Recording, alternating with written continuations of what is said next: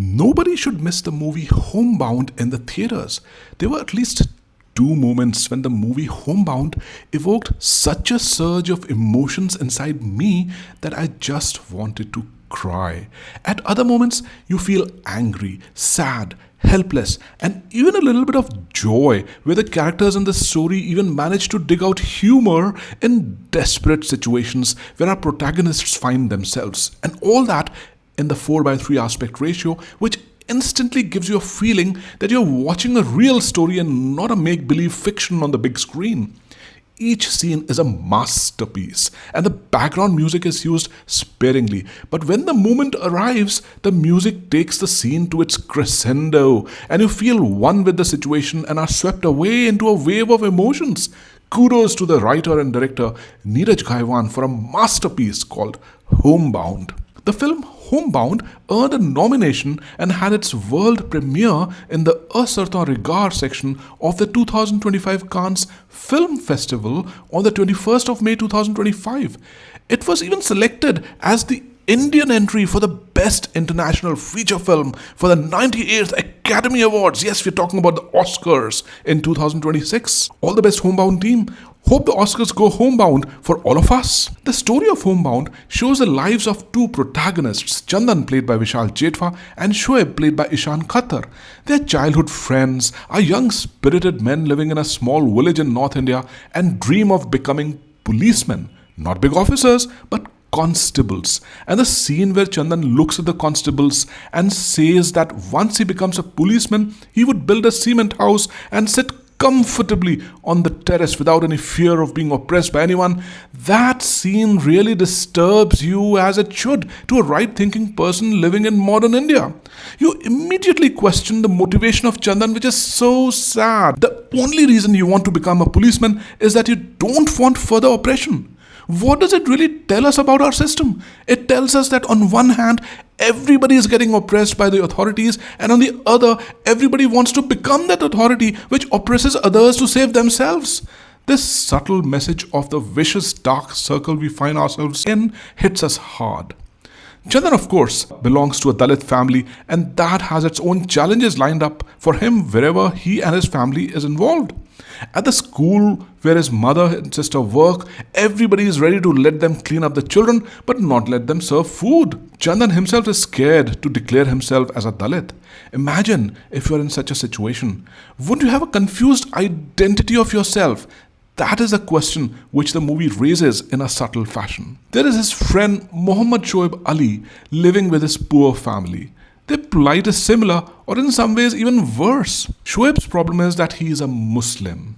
Be it the cricket ground, or an India-Pakistan match, or the co-workers at the office, he is made aware that he is a Muslim and thus looked upon with suspicion. He must decide whether he should leave his family and go to Dubai or not. There are heartfelt moments when he and his family say that their ancestors belong here. The foods they eat belong here. The azan they hear feels like a hand on their head from an adult. Where should they go? It makes you sad because you realize how easy it is to be prejudiced against the Muslims and how easy it is to declare that they should all go to Pakistan because that is why that country was created. I shudder to think if I were born a Muslim or a Dalit. And it is a shame on me, on us, on the entire country if we still feel scared to be a Muslim or a Dalit in this modern world to which India ostensibly belongs after 77 years of freedom. Clearly, a lot has to be done. Our buddies Chandan and Shoaib are good friends.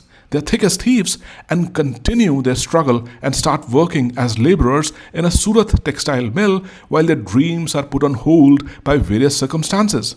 You have heartfelt moments and moments of irony in the movie, as for example there is a scene where the false ceiling made of makeshift bricks called chappars gives way in Chandan's house and his mother says, "Aaj bhi Bhagwan ne chappar faad kar diya hai." Or when Chandan encourages an almost lost Shoaib, both of whom love cricket, saying, "Ball ka वजूद तो हवा में होता है, ज़मीन पर तो वो सिर्फ पड़ी रहती है." You feel happy and sad when Chandan passes the constable exam for a reason which I won't tell you, and then sad again that it does not matter because the entries have been postponed sine die. Chandan even managed to find a friendship in a girl called Sudha Bharti, played brilliantly by Janvi Kapoor. Kudos to her to do such movies. There's a cute scene where Sudha comes to meet Chandan in Surat and is going back in an auto. Chandan tells her to call him back once she reaches home and she says, "Kyun? Beech mein phone na kare?" And the theatre rose with laughter at these and such cute scenes sprinkled throughout the movie. At other moments, there is tension in the theatre as the movie screams in the faces of the audience, telling them what they have been guilty of. It is a tense moment for the audience because we are all guilty of treating Muslims and Dalits in a particular fashion at some point of our time in our lives, or in some certain ways, or maybe we have seen such things happening in our families. The audience grapples with a feeling of revolting against what the movie throws it in their faces, or silently accepting and apologizing to oneself. What struck the nation and how it struck the laborers during COVID times is shown in a very solemn fashion in the movie as Chandan and Shoaib start from Surat in a valiant attempt to go back home, and that arduous journey lends itself to the name of the movie, Homebound. Will they be able to reach back home safely? What happens during that journey? Will they be able to fulfill their dreams of becoming a policeman and build a cemented house?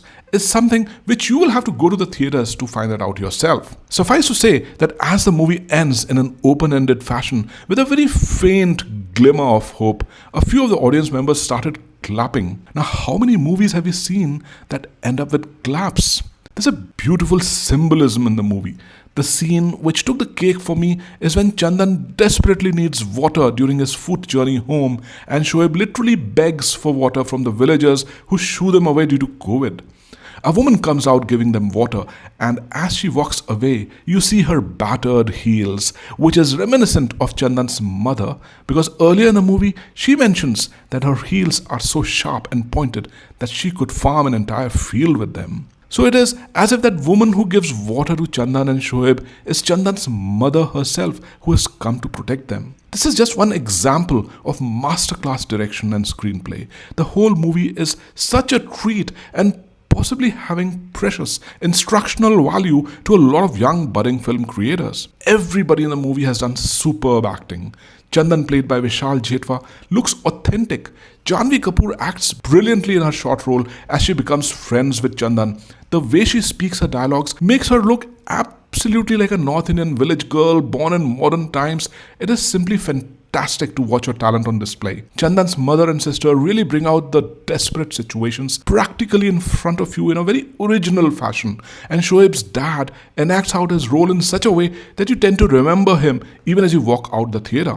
The character of Shoaib, played by Ishan Khatter, is brilliantly rendered. Throughout the movie, you get a feeling that Ishan Khatter is a hero material and can be successful in the conventional commercial movies as well. I'm wondering why we are not seeing enough of him, but I'm sure he's a ticking time bomb ready to explode. Overall, a beautiful movie which everybody should watch and realize that the sustainability of our nation and its progress depends on what the writers of our constitution had foreseen already a long time ago when they drafted the constitution. If we go astray, we will be doomed, and then our caste or religion won't matter. Go and watch this potentially Oscar-winning movie, Homebound.